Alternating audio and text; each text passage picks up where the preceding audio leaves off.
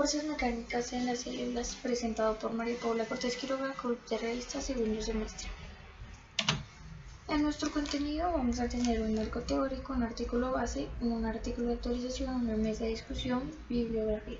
En el marco teórico va a estar especificado la biografía del autor, la estructura celular, la matriz extracelular, la definición de mecanobiología y por último las proteínas YAP y TAS. Entonces, la biografía del autor, que es Stefano Piccolo, es un profesor biólogo italiano graduado de la Universidad de Padova, en la que él y su grupo de investigación, en la que pertenece al laboratorio de su propiedad, se encarga específicamente de investigaciones relacionadas con el factor de crecimiento del cáncer y la metástasis. En esto también tiene un enfoque tipo de la adaptabilidad de las células en los tejidos y la interacción con su ambiente, lo cual nos va a interesar mucho con nuestro tipo de artículo, como ya veremos más adelante. Para poder entender los aspectos del artículo hay que tener en claro muchos aspectos básicos que ya vamos a explicar a continuación. Entonces tenemos la célula, en la cual nos vamos a centrar en su estructura, esencialmente en su citoesqueleto. Entonces, la estructura de su citoesqueleto, como se puede ver en esta imagen, se puede observar por medio de una membrana plasmática en la que se encuentran los organelos, y en medio de los organelos se puede observar también que se encuentra como tal las fibras y filamentos que hacen parte del citoesqueleto, que le dan tanto la estructura como la movilidad de organelos y demás a la célula. Entonces nos encontramos con microtúbulos que están compuestos por filamentos de alfa-tubulina y beta-tubulina, los filamentos intermedios que son unidades fibrosas y los monómeros de actina que son también filamentos delgados. Nos vamos a centrar esencialmente en esto, ya que se relaciona mucho con la contractabilidad que posee la célula. Entonces, tenemos que los filamentos de actina o filamentos delgados están compuestos por actina G y actina F. Entonces, la actina forma parte del 15% de proteínas que se encuentra como total en la célula. Y estos filamentos, como se puede observar en la imagen, están unidos por medio de unas proteínas que son la profilina y la timosina. Hay tres clases de actina, una alfa, una beta y una gamma. Estas formaciones de actina que se dan en la célula forman parte de las extensiones celulares, como son las microvellosidades, hacen parte de las estructura que tiene como tal la célula y permiten la movilidad sin alterar la composición de la célula. Este tipo de filamentos puede formar tres tipos de asociaciones: una asociación que son las haces fibrosas o haces contráctiles, las cuales van a permitir que se genere un movimiento entre los organelos y las vesículas y permitiendo la actividad de endocitosis y exocitosis. Van a ayudar y participar en esto. Gracias a la miosina se pueden provocar movimientos contráctiles como se presenta en las células musculares y pues esencialmente en los músculos. También se puede formar unas redes similares a los geles, en la que es como tal una base estructural que parece que tiene una rigidez formada por la filamina, que va a permitir que se forme una red laxa de los filamentos de actina, que van a aumentar la viscosidad de la célula, o sea, de su citoesqueleto. Y también se van a formar unos haces en paralelo, que van a estar unidos por la fibrina y la villina. Estos haces paralelos van a ser las extensiones celulares que había mencionado anteriormente, que pueden ser como microvellosidades, microespilas, y van a ser parte de la membrana terminal de la célula. Continuamos. La membrana celular Como podemos observar en esta imagen, la membrana celular está compuesta de varias capas, que va a ser la lámina lúcida, lámina densa, que va a conformar la lámina basal, y a continuación podemos observar las fibras reticulares que van a formar la lámina reticular, y todo eso va a formar la membrana. Esto es muy importante ya que va a mostrar la interacción que tiene la célula en su interior como con su exterior. Bueno, entonces aquí podemos observar muy bien lo que es la lámina basal, que está compuesta por la lámina lúcida, que está principalmente compuesta por glucoproteínas, esencialmente por laminina, entagnina e integrinas. Estas integrinas, como se ve aquí, están conectadas a una lámina densa que hace parte de colágeno tipo 4. Este tipo de unión permite que, que primero que se unan las dos láminas formando la basal, y más adelante explicaremos lo siguiente. Este tipo de lámina densa va a estar junto con el colágeno tipo 4, con unas cadenas laterales de sulfato de heparina, y va a estar unida por fibronectinas, que son un tipo de proteínas, fibras de anclaje, y también, como se puede ver acá, colágeno tipo 7. Luego vamos a la capa reticular, que sería esta, que está compuesta de colágeno tipo 1 y colágeno tipo 3, que son las que van a conectar la membrana celular con el tejido conectivo y van a permitir su interacción. Entonces, más adelante, cuando expliquemos el artículo base, nos vamos a dar cuenta de la importancia que tiene el colágeno, y sobre todo también, como ya expliqué, la actina para la interacción de la célula con el exterior y su función. Ahora vamos a tener la matriz extracelular, que es un compuesto que secreta en las células y está compuesto por principalmente tejido conectivo y sustancia fundamental amorfa. Esta sustancia fundamental amorfa está compuesta de muchas proteínas, como son las glicoproteínas, las proteoglicanos y las glucosaminoglicanos. Entonces, esta sustancia fundamental amorfa es la que contiene ese tipo de proteínas, además de las fibras de colágeno, y va a estar unida, como ya expliqué, a la membrana basal.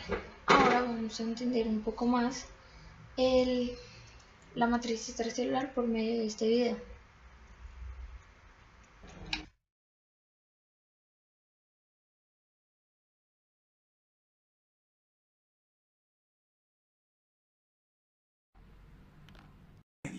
El tejido que rodea las células no tuvo ninguna importancia por muchos años. ¿Será que es realmente un material de relleno? ¿Es posible que no tenga ninguna función? Veamos qué se puede encontrar si nos acercamos con el microscopio electrónico. A simple vista, la estructura exterior se asemeja a una matriz. En realidad observamos una red de biopolímeros de azúcar que rodea todo el espacio tridimensional. Muy prominentemente, aparece entrelazándose una variada red de fibras estructurales como el colágeno y la elastina. Detengámonos un poco en estas dos estructuras. El colágeno se observa en forma de fibras de mayor grosor, constitución fibrilar y ondulada, sin extremos libres de anastomosis, mientras que la elastina presenta fibras delgadas, rectilíneas, que se ramifican y anastomosan. También encontramos una rica red microcirculatoria encargada del intercambio de nutrientes y el transporte de biomarcadores. Es la vía de llegada de componentes estructurales inmunológicos. Cerca a los vasos sanguíneos o repartidos por la matrix se encuentran las células cebadas. Recorriendo a la matrix aparecen los fibroblastos con un gran núcleo compuesto por nucleolos. Los macrófagos fijos, claves para los procesos de defensa local, de forma irregular, con numerosas prolongaciones y vacuolas. Nos cruzamos con unos conglomerados de células adiposas en forma de esferas brillantes de tamaños variables.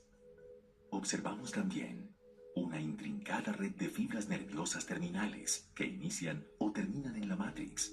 Estas fibras estructurales hacen contacto con la membrana celular. Se hace evidente esa interconexión de la matrix extracelular con la matrix intracelular del citoesqueleto, que llegando hasta el núcleo de la célula, permite que la bioinformación haga contacto con la matrix intranuclear e impacte Como sobre se el ADN. termina de explicar en el video, se puede entender que la matriz extracelular es un componente que está en íntimo contacto con la célula y su interior, gracias a las fibras de colágeno y a la actina, integrinas y demás componentes que ya explicamos durante la explicación de membrana, valga la redundancia. Seguimos con la mecanobiología. Es un término que se ha venido utilizando desde hace muy poco tiempo, más o menos 30 años, y se encarga de estudiar las fuerzas que impactan la célula. Como se puede ver en la imagen que está en la pantalla, las células interaccionan con otras células, con la matriz extracelular y con muchos componentes que ejercen fuerza sobre ella. Este tipo de componentes hacen que la célula tenga diferentes tipos de comportamientos y reacciones frente a ella. Benoit Ladoux es uno de los principales iconos de la investigación de la mecanobiología en este entonces. Es el director del Instituto de Mecanobiología en Singapur y sus recientes investigaciones hablan mucho sobre la interacción que tienen las fuerzas con las células en este momento. Esto se va a especificar un poco más en la explicación del artículo. Entonces, el artículo base. El artículo base se trata sobre... Entonces, las células normalmente están compuestas por genes, los cuales codifican proteínas, y estas proteínas van a determinar y a actuar como células, van a determinar su comportamiento y cómo van a interactuar. Sin embargo, gracias al descubrimiento de las fuerzas se implementó que las fuerzas mecánicas se complementan o complementan a los genes de tal manera que les ayuda también a su expresión. En este caso se podría relacionar con las células madre. Entonces, como se explica en el cuadro, si seguimos tal cual, la célula tiene genes, ¿sí?, que van a codificar unas proteínas, que van a codificar unas proteínas. Estas proteínas van a determinar el comportamiento de la célula. Y estas proteínas también pueden activar genes para que se sigan codificando. Los genes se van a ver complementados con las fuerzas mecánicas, las cuales se van a producir o son generadas por las células vecinas o los fluidos fisiológicos. Entonces, estos fluidos fisiológicos son lo que ya explicamos, que es la matriz extracelular, las proteínas que están presentes en la sustancia fundamental amorfa y demás componentes. Entonces, estas fuerzas mecánicas van a depender de un espacio y de una rigidez. ¿A qué se refiere en este momento? Bueno, esto se refiere a que según su espacio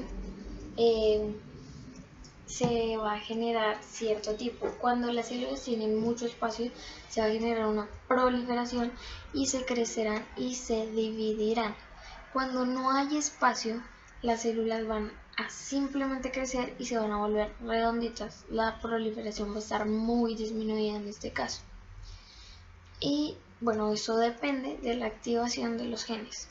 Entonces, también depende mucho de la rigidez. Como se explica muy claramente en el artículo, la rigidez es una parte vital del del desarrollo de las células, gracias a que no todas las células están rodeadas por la misma matriz. Entonces, si una matriz extracelular está rodeada, en el caso que dan de ejemplo en el artículo, que es una matriz muy rígida y densa, se puede producir un osteomiocito, que serían las precursoras o las células de los huesos. Sin embargo, cuando se da no la rigidez, sino que es más blando, la matriz extracelular no va a tener tanta tensión y se generaría un tejido adiposo, un tejido nervioso o cualquier tipo de tejido que merezca la densidad que en este momento se esté presentando. Entonces aquí dice, depende de la rigidez que puede dar a la célula madre, definir el tipo de tejido que se va a generar. Entonces, las fuerzas mecánicas se originan también de las células que hay alrededor. Como ya explicaba, el espacio interfiere mucho. Cuando las células están muy pegadas no se va a generar una proliferación. Bueno, entonces se puede entender que este tipo de fuerzas que ya entendimos que se va a producir, acá dice que son generadas por las células vecinas o fluidos fisiológicos y que se van a cumplir con la tercera ley de Newton.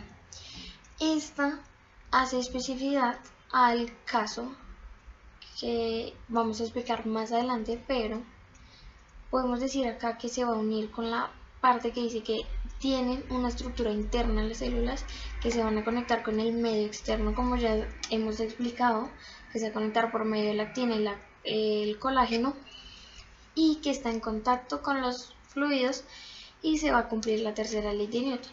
Entonces, esto se va a generar gracias a que si se genera una fuerza externa en la célula, por ejemplo, de expandirse, dentro se va a generar una contracción, que sería la fuerza totalmente, o sea, la reacción adversa de la fuerza que se está generando por fuera. Esta es la tercera ley de Newton, que dice que cada fuerza va a tener una misma fuerza con la misma magnitud en sentido contrario. Ahí se reflejaría el estiramiento con la contracción interna de la célula. Bueno, dejando un momento al lado de eso, porque ya se va a explicar más adelante con un poco más de claridad, se hicieron unas investigaciones en el grupo de Stefano Piccolo, en la que Sirius Thorpe comenzó a hacer una serie de experimentos para saber cuál era la razón o cómo era que se generaban ese tipo de cómo reaccionaba la célula, cómo se generaba. Entonces descubrió las proteínas YAPTAZ. Operan como un estimulador o inhibidor de las que se generan ante la fuerza. Estas proteínas van a estar en el citoesqueleto y van a migrar al núcleo en el momento en el que se genere una contracción. Entonces, ellas van a mandar y van a modificar los genes de tal manera que se genere un cambio en ellos.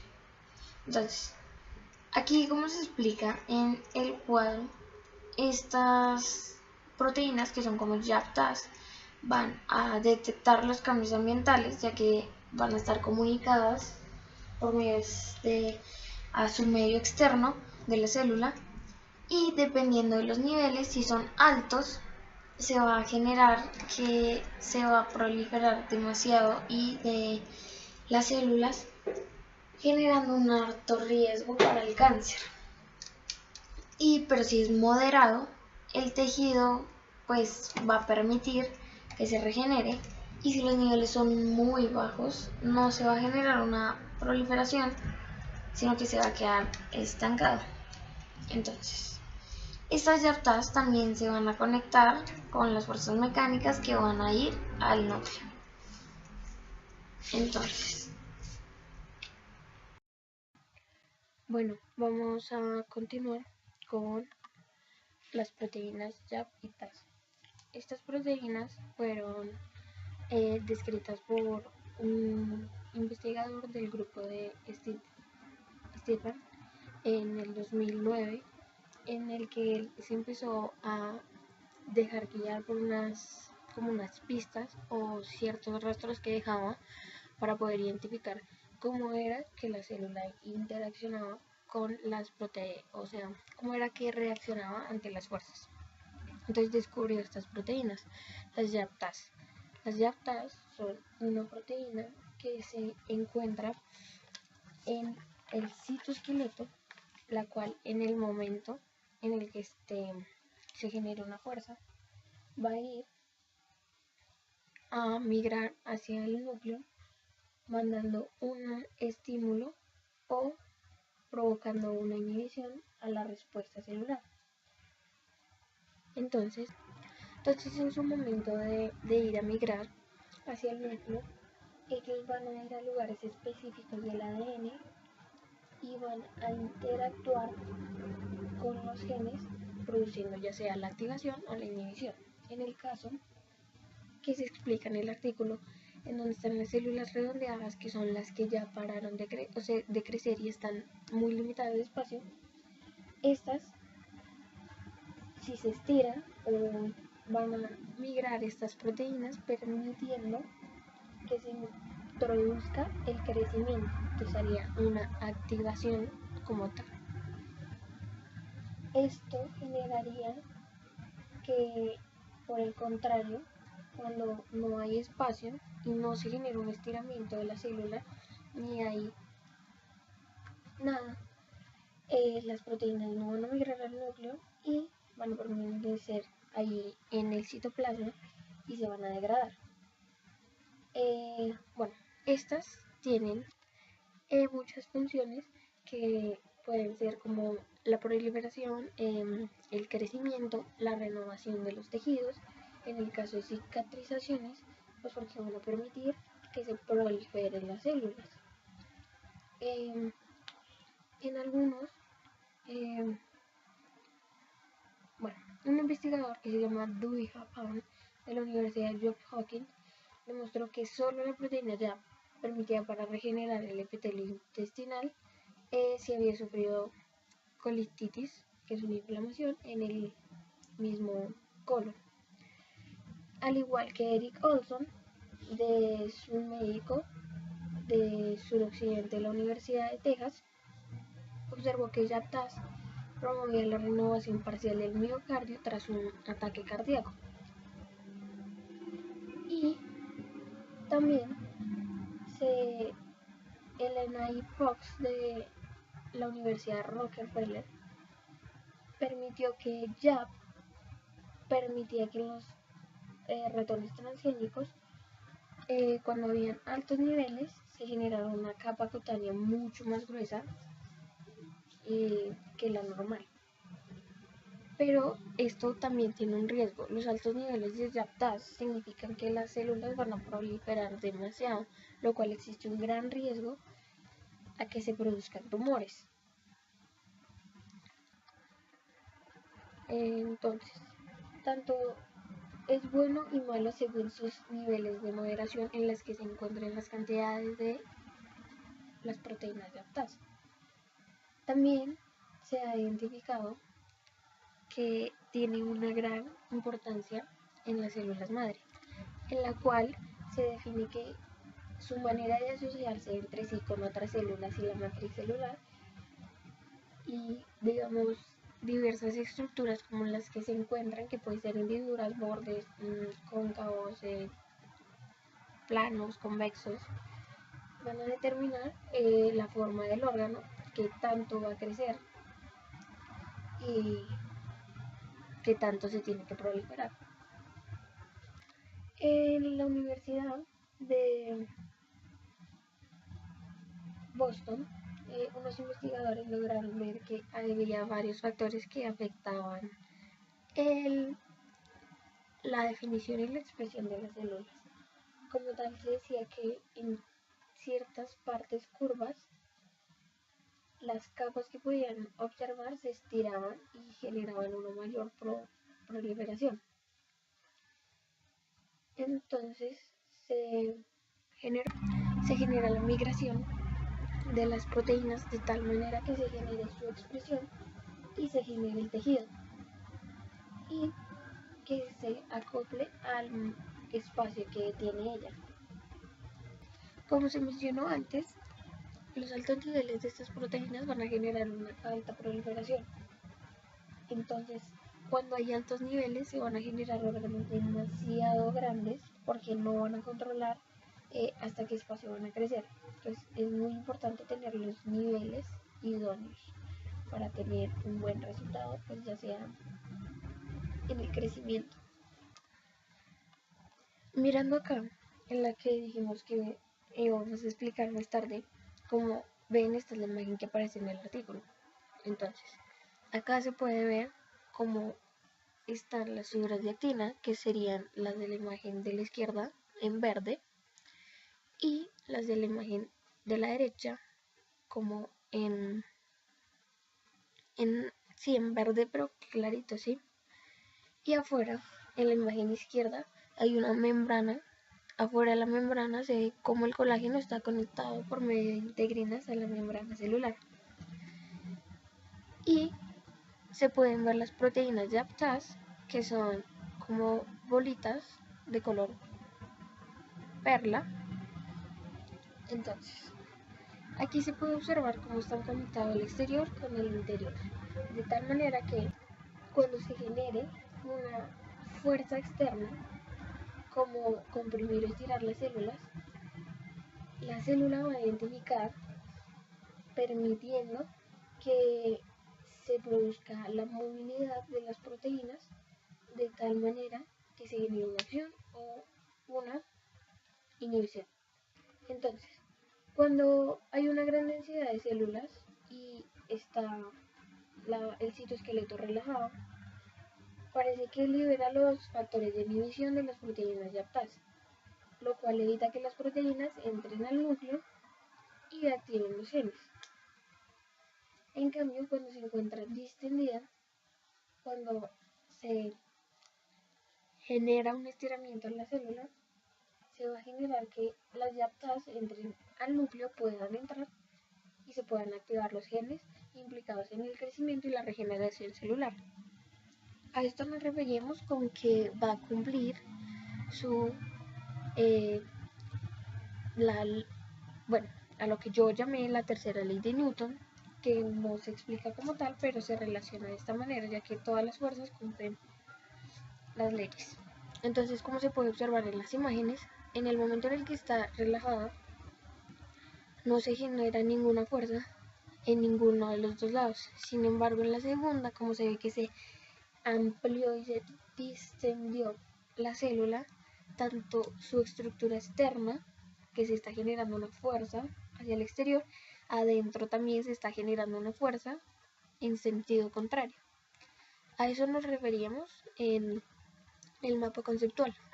Entonces, las células han servido mucho para los avances terapéuticos. Antes de entrar a esta parte hay que especificar una parte acá en las células, ya que parte de que entran e interaccionan con la matriz celular, como ya intenté explicar en el mapa conceptual, estas células van a estar rodeadas de una matriz celular y ellas van a tener una rigidez dada por el colágeno, o van a ser más blandas dada por la elastina que se encuentra ahí y las diferentes proteínas. Entonces, la densidad que tenga esta matriz va a permitir que se generen unas fuerzas diferentes en cada caso, permitiendo así la expresión de las células, de tal manera que si es muy rígida, se puede dar la transformación de osteocitos, mientras que si la matriz es más flexible, menos densa, se puede formar un adipocito o una neurona y así. Bueno, entonces ya entrando aquí al interruptor terapéutico, se puede decir que pues hay varios aspectos. El primero, pues que se mencionó, es el uso de las células madre, que puede ser un gran uso para restaurar tejidos dañados o incluso hacer reimplante de órganos. Si se pudiera construir o hacer un órgano en vitro, o sea, en un laboratorio, se generaría una gran importancia porque, bueno, primero sería con células de la persona que necesita ese órgano y se generaría menos rechazo hacia el órgano. Además de que se disminuiría el tiempo de espera y las personas recibirían un trasplante mucho más rápido.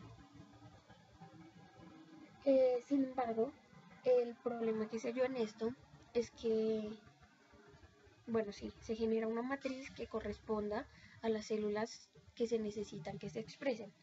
Sin embargo, va a estar dentro de un recipiente y se necesita aislar de todo ese recipiente para que no afecte en el momento en el que se esté creando el órgano. Entonces, eso podría afectar la creación de los órganos. Un ejemplo muy claro de esto es el Blue Room, en el que unos científicos produjeron ojos en tubos de ensayo. Al lograr generar los ojos embrionarios en una placa de Pretty y observaron su crecimiento de tal manera como la célula se plegaba y iba formando una pareidoplexia, generando las curvas del ojo. Y como ya expliqué, tuvieron que suprimir el plástico para que no se interpusiera entre el crecimiento y pudiera plegarse, estirarse y promover la elasticidad en las zonas que necesitan. También se observó que un grupo de Einberg demostró no solo no reemplazaron la matriz, sino que generaron un órgano en chip, que es un aparatico que producía unas fuerzas dentro del líquido, generando la presión que se necesita para que se exprese en condiciones normales. Y en este caso se utilizaron para que se sometieran y se expresaran células de pulmón, permitiendo la contracción, la distensión e imitando movimientos de respiración.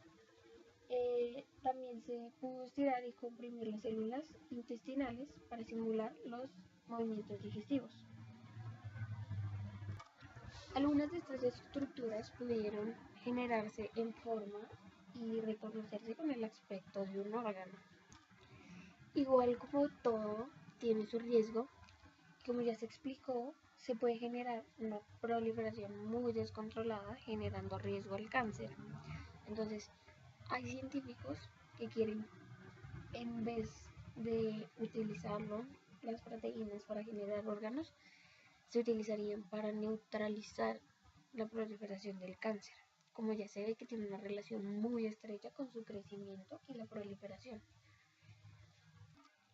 Entonces, en el cáncer se demostró que de cierta manera, cuando estaban muy elevados los niveles de YAPTAZ y se generaba un cambio en ella, indiscutiblemente se iba a volver en una célula cancerosa. Esto pues es un gran problema porque se genera un riesgo terrible, ya que las células cancerosas no actúan con un mecanismo propio, sino que van a utilizar lo que tienen alrededor.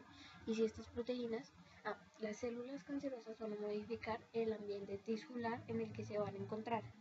Entonces ese ambiente tisular puede permitir la proliferación generando un cáncer y se ha visto asociado al cáncer de mama y sobre todo a ser maligno.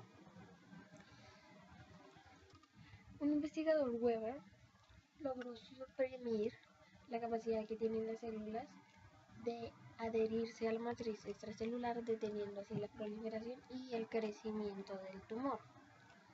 Entonces puede ser un tratamiento para detenerlo y poder atacarlo después. Hay varias propuestas para generar un tratamiento para el cáncer, que sería como que la matriz extracelular no pudiera interaccionar con la célula interna o que simplemente la célula estuviera totalmente quieta, de tal manera que las proteínas, así se genere una acción, no se puedan mover y no se genere el crecimiento o la proliferación. Bueno, vamos a seguir con nuestro artículo de actualización. El artículo de actualización que escogí se llama El atrapamiento mecánico del núcleo en superficies micropiladas inhibe la proliferación de células del músculo liso vascular, pero no las cervicales del cáncer, ELA cells. Entonces, este fue un artículo escrito por Kazuki Naoyama, Yumi Hawa, Yuki Sato y Takedo Satsumoto. Los métodos que utilizaron fueron 6. El primero, que se llama preparación del espécimen celular, se refiere a que se tomaron células sanas, aórticas, musculares lisas, de un cerdo, en la cual se cultivaron en el método estándar, que en el que acá nombran es el Eagle, modificado de Duveco, en el cual suplementado con el 10% de suero bovino fetal, en las que se vieron que se empezaron a dividir en una porción de 1 a 4, donde alcanzaron el 80% de la confluencia. Se escogieron un tipo de pasajes que fueron las que se utilizaron para el experimento.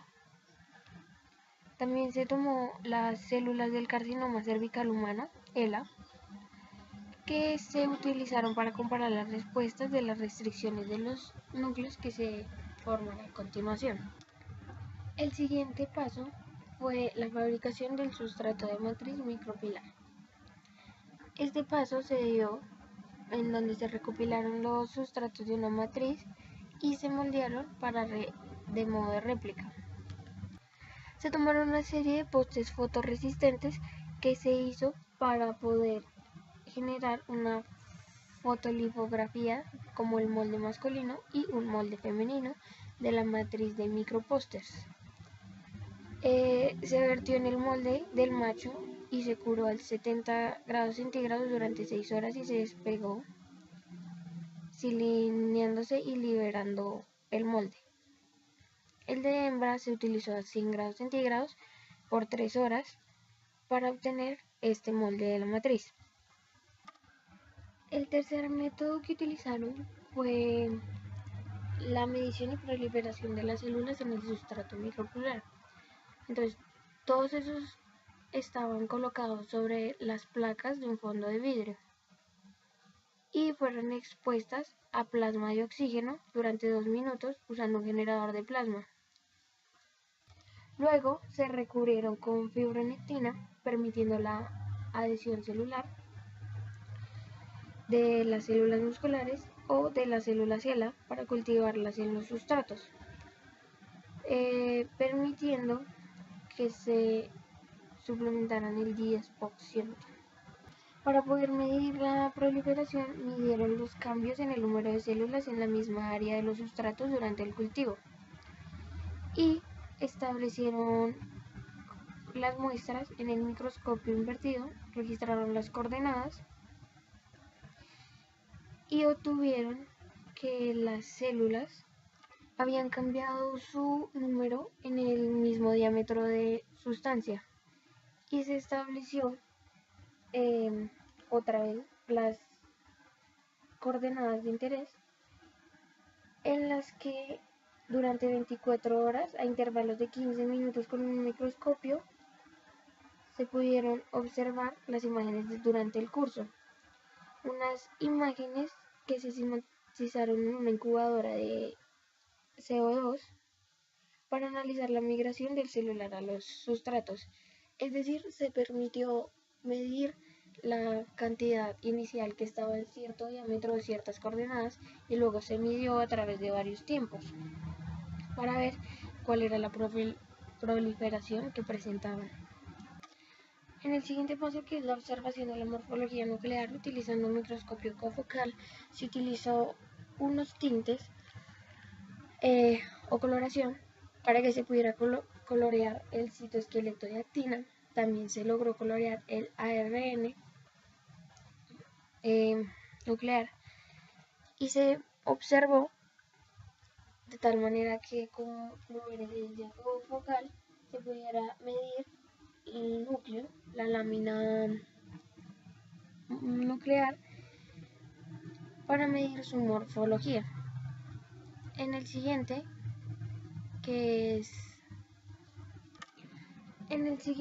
paso, que es la medición mecánica de las propiedades del núcleo, se midió por medio de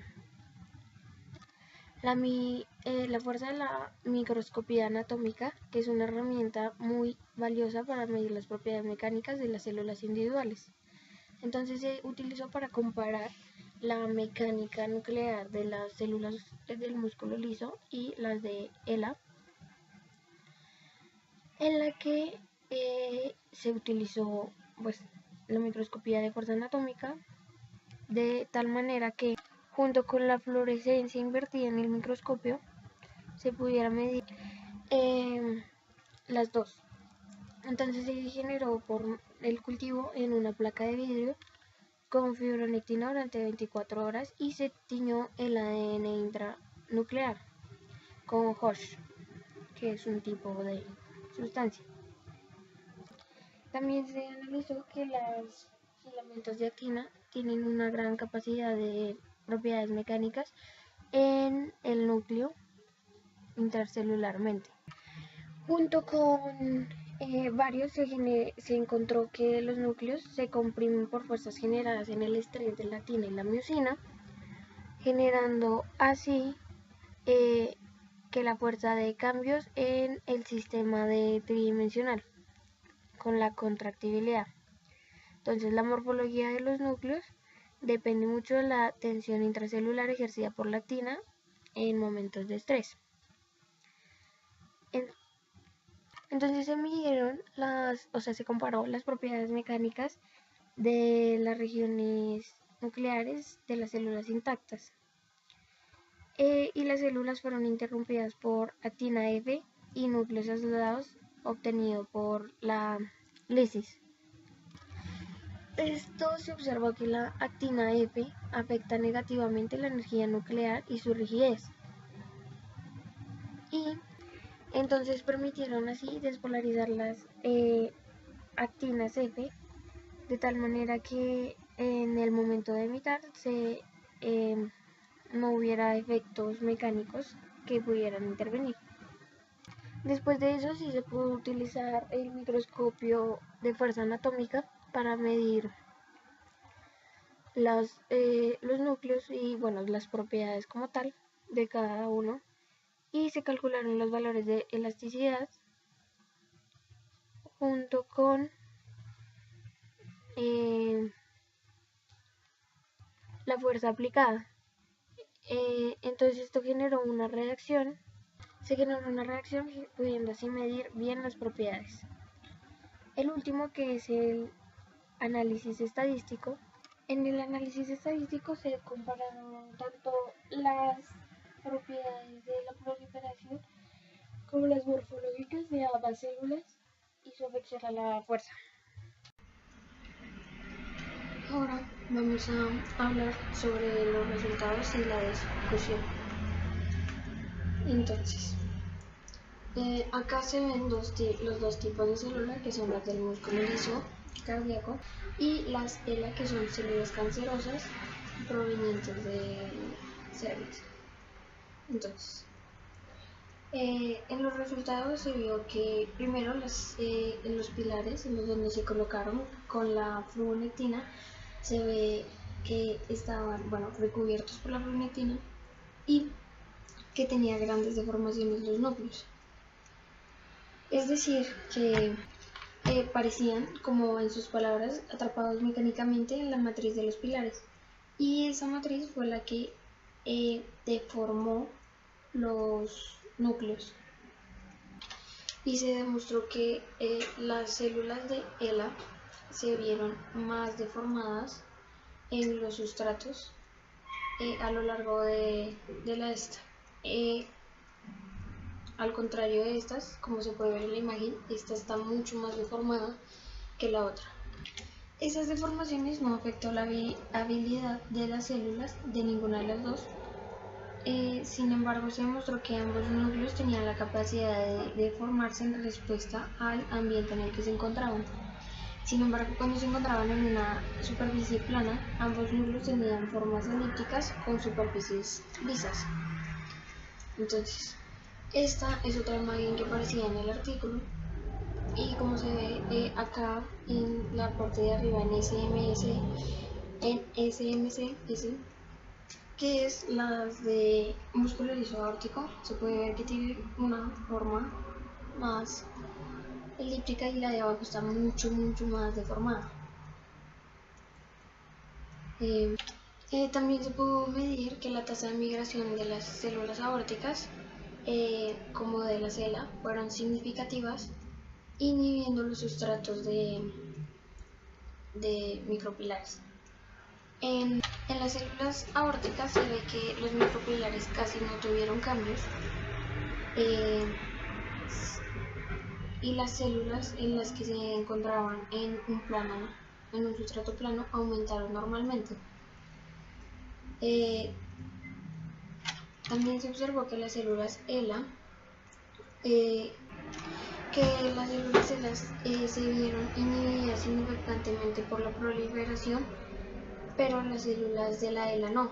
Entonces se afectó la proliferación de las células aórticas, que son las normales, y las cancerosas no se vio afectada según su matriz. Entonces se dice que las células en ELA, esto dice que se generó una deformación, o sea, esto de la falta de proliferación y que quedaran en una trampa nuclear, generó la deformación de los núcleos, lo cual inhibió a la proliferación de las células aórticas. También se pudo observar que las células de ELA tenían un área nuclear mucho más amplia que las células aórticas. Y como para finalizar, se puede concluir que, primero, según en la superficie en la que se encuentren y cómo se encuentra la matriz, se va a generar una deformidad del Como expliqué antes, había pedazos en los que el plano se generaba una deformidad horizontal, y si se generaba en pilares, se genera una deformidad discontinua, como se puede observar acá. También se ve que la proliferación se ve afectada en las células aórticas, y gracias a donde se encuentran, y las células de ELA no. Igual que las células ELA tienen un núcleo mucho más grande que las aórticas. Entonces, esto nos dice que independientemente de los cambios morfológicos que pueda surgir en ELA, va a ser viable independientemente de los cambios. En cambio, en las células musculares aórticas se observó que sí se va a afectar de cierta manera esos cambios, los morfológicos que se den, van a afectar de cierta manera la funcionalidad o, en este caso, el crecimiento o proliferación.